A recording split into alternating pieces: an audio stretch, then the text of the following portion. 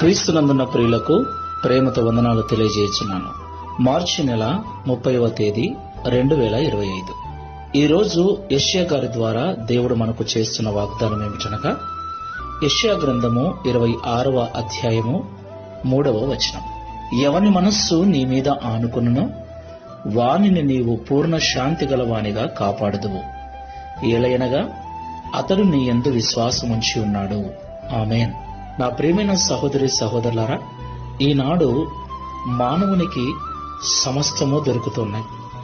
డబ్బును, బంగారమును, పరువు ప్రతిష్టలను, పేరును, గొప్ప గొప్ప పదవులెన్నిటినో కలిగి ఉన్నాడు. కానీ అతని మనస్సుకు నెమ్మది లేదు. నెమ్మది లేని జీవితాన్ని జీవిస్తున్నాడు.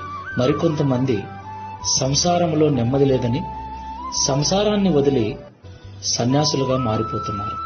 నిజమైన శాంతి, నిజమైన నెమ్మది ఎక్కడ దొరుకుతుంది అని మనిషి అనేక రకాల ప్రయత్నాలు చేస్తూ ఉన్నాడు.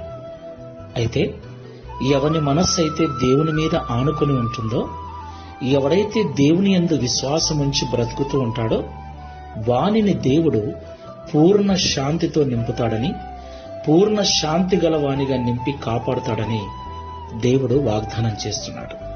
కాబట్టి ఈ మాటలు వింటున్న ప్రియ సహోదరి సహోదరుడా, ఎంత డబ్బు ఉన్నా, ఎంత పేరు ఉన్నా, ఎంత పలుకుబడి ఉన్నా, ఎంత ప్రతిష్ట ఉన్నా, మనస్సుకు శాంతి దొరకాలి అంటే మన మనస్సు ఈ లోక సంబంధమైన వాటి మీద కాకుండా దేవుని మీద వేసుకుని జీవించాలి.